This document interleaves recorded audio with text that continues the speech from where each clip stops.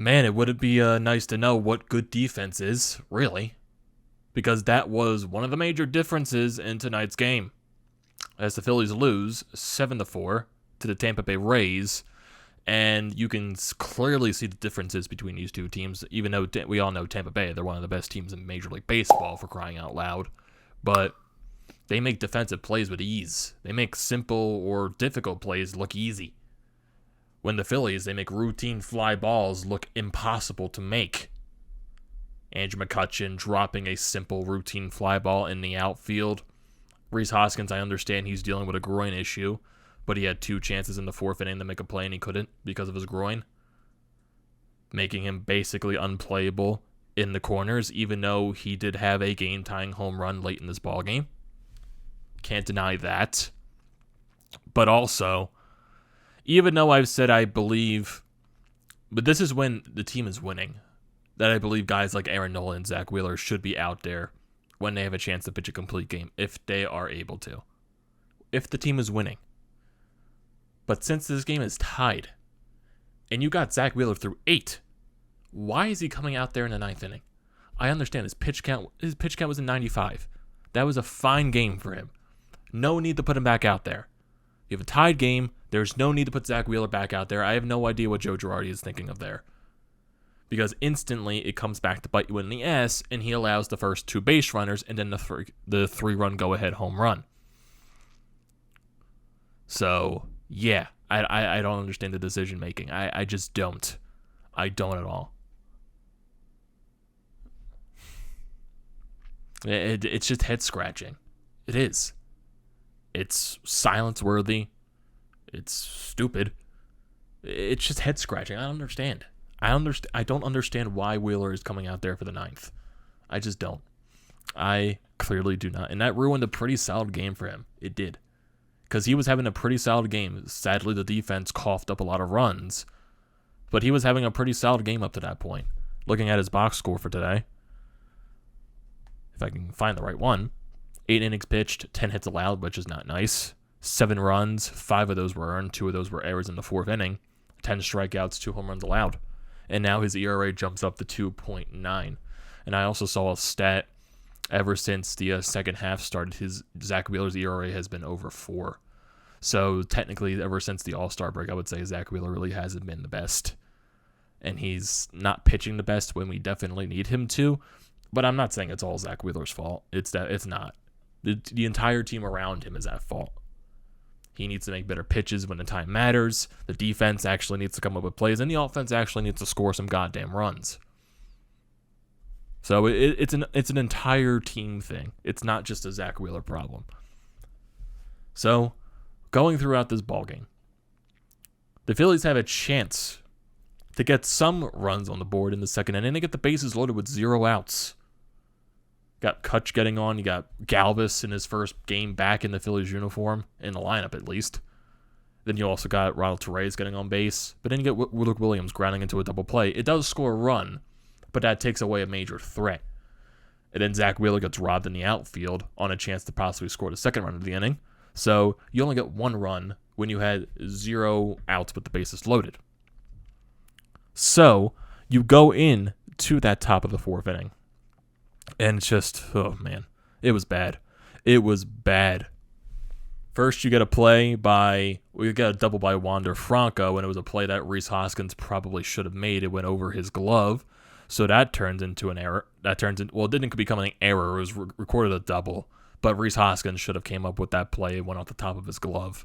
Then you get Joey Wendell, a routine fly ball out to Andrew McCutchen. He's coming on. He has his glove out, and he just misses it. Goes in and out of his glove. How do you drop that? What the fuck are you doing, Kutch? That's resembling of what you did in the beginning of the year when you sucked batting. Well, you sucked at batting, and then also you sucked in the outfield, and it looks like it's coming back to what he looked like in the beginning of the year. Because his bat has definitely cooled off for a while, especially this entire offense. And the one thing that made me mad, too, was Kutch was, smiling it off. Dude, you just cost that team a run because that error allowed Tampa Bay to tie the ball game up. You get the next out, Well, Wheeler does get the next 2 out, but then you get Yandy Diaz singling to right field, and this was a play that Rhys Hoskins looked like he really just ruptured that groin, or really disturbed it just because he tried to make the dive. He looks like he tried to go one direction, then he quickly went to the other, and he just fell down.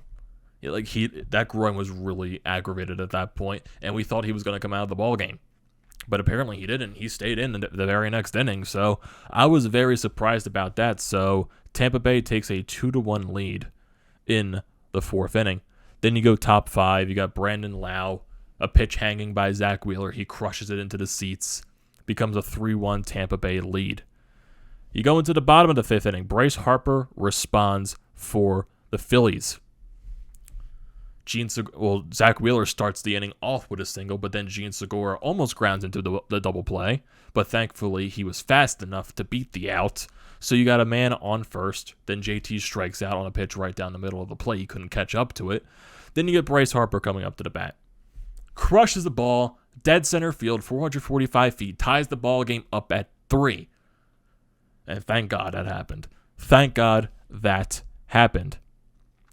But then you go to the top of the 8th inning. Zach Wheeler gets the first out. Then you get a little choppy hit by Wander Franco. I believe this was to Freddie Galvis. He wasn't able to make the play at first base. Then Joey Wendell gets a base hit. Then you got Wander Franco going over the third base. Then you get a Randy Arozarena. He just plays small ball. Galvis wasn't able to get the play at home. He gets the first out there. And then Zach Wheeler gets the third out of the inning by striking out Brett Phillips. Go to the bottom of the 8th. JT Realmuto starts the inning off with a choppy single. He hustles up the line, so he gets the first base with 0 out.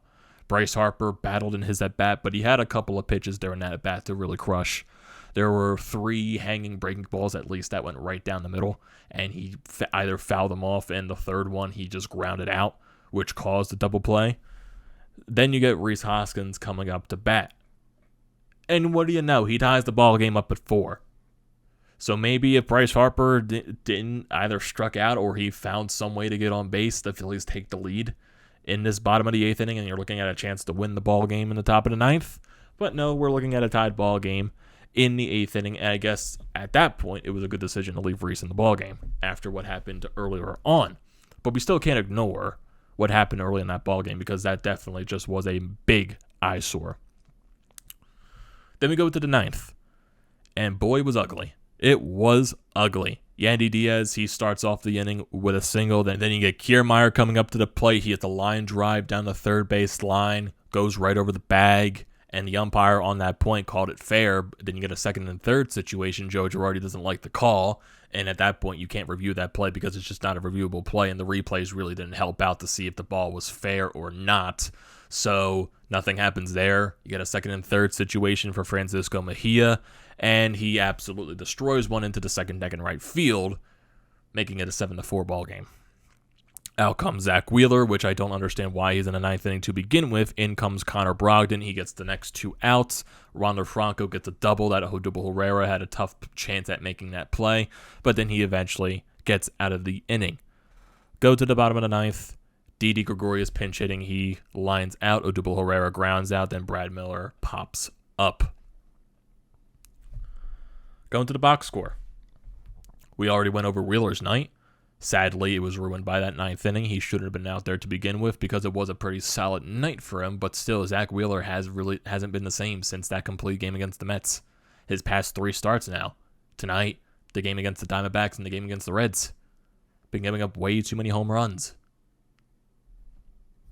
He needs to be better. It's as simple as that. It's as simple as that. Jean Segura in the leadoff spot. 0 for 4 today. He also got on that ground out, but that doesn't count as a hit, so he scored a run in this ball game on the Bryce Harper home run, and his average has dipped down to 288, so he is in a major slump as well as the rest of the offense.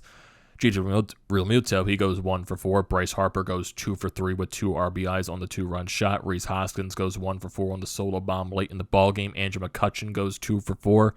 Freddie Galvis in his first in his first game back in the lineup for the Phillies in a while. He goes 0 for 3 with a walk and a strikeout. Ronald Torreyes, he goes 2 for 3. Didi Gregorius at that pinch hit situation, he went 0 for 1. Luke Williams, he had a couple of bats, he went 0 for 2. Odubel Herrera had a couple of bats, he went 0 for 2.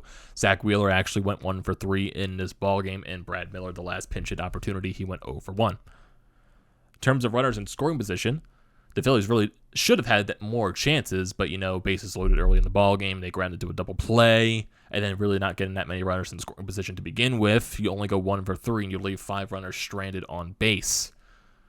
So, yeah, not good enough. Not good enough. So you get swept in this mini-series by the Tampa Bay Rays, and you don't gain any ground on the Braves, who are going to be off for the next 2 days. And let me see these. The Mets, they're currently playing the Giants right now. The last time I saw, they were losing. And yes, the Mets did lose to the Giants. They lost 3-2. So technically, the Phillies don't gain any ground on the Mets. On the Braves, they lose ground.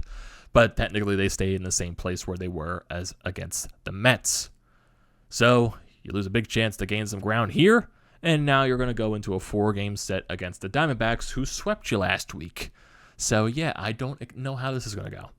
Because tomorrow's game, really don't know how it's going to go, because it's Zach Eflin's first appearance on the mound for a while. He's going to go up on the mound against Gallen, 1-7, 4.59 ERA. By God, they're probably going to lose, because the way the Phillies have been playing lately. And then on Friday, you're going to have Aaron Nola going up against Widener. Then you're going to have Saturday and Sunday. Most likely, I would expect Kyle Gibson to go on the bump Saturday at 6:05. Yep. It'll be Kyle Gibson going up against Humberto Mejia. And then Sunday, I would assume it's going to be Ranger Suarez getting the bump for the Phillies if MLB.com would, let me actually press on the game. Yes, will be Ranger Suarez going up against Madison Bumgarner. So, good luck, Phillies, because you got swept by this team last week, so I am not saying anything. Because after this series against the Diamondbacks, you're going to have a 3-game set against the Nationals on the road, and then you're actually going on the road for 3 straight series. One against the Nationals, which is a Monday to Wednesday, then a weekend set against the Miami Marlins, and then a Monday through Wednesday against the Milwaukee Brewers. Really, good luck, Phillies. Because if we look at the standings currently, if this app responds to me, Phillies, they are in second place. They are at the 500 mark now. They are 63-63, 5 games behind the Atlanta Braves. The Mets, they are in third place. They're 61-65. They're 7 games behind the Braves, 2 games behind the Phillies. And the Braves, they are 10 games above 500. They are 68-58. So they have some breathing room to work with. The Braves, they have been very hot as of late. And the Phillies are just not taking advantage. And yeah, kind of getting annoying. Kind of getting frustrating. Don't know what else to say. And if we look at the wild card standings, even though the really only chance for the Phillies to even make the postseason is the division, which right now those chances are looking very slim just because of the way they're playing. But anything could change. You never know. You never know. They're 5.5 games behind for that second wild card spot as Cincinnati holds that second spot. The Phillies are behind the Cardinals and the Padres as well. So expectations for this weekend, I have no fucking clue. I don't know what's going to happen because they got swept by the Diamondbacks last week. So I don't know. Should this team be pissed? They should be. I don't know what more this team has to be motivated for. They had an 8-game win streak, and now you're going on probably one of the worst stretches possible of the season after that. And you're crushing at probably more the crucial time of the season. It's happening again. You're having that late season crumble. So, I don't know what's going to happen. I think that's going to do it here. No expectations for this weekend. So, I'm going to leave it at that. What are your thoughts on this video, everyone? What are your thoughts on this game? What are your thoughts on everything?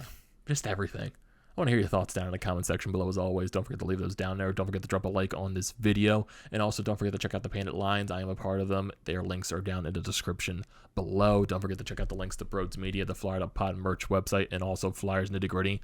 All that good stuff is down in the description below. Do not forget to check those out.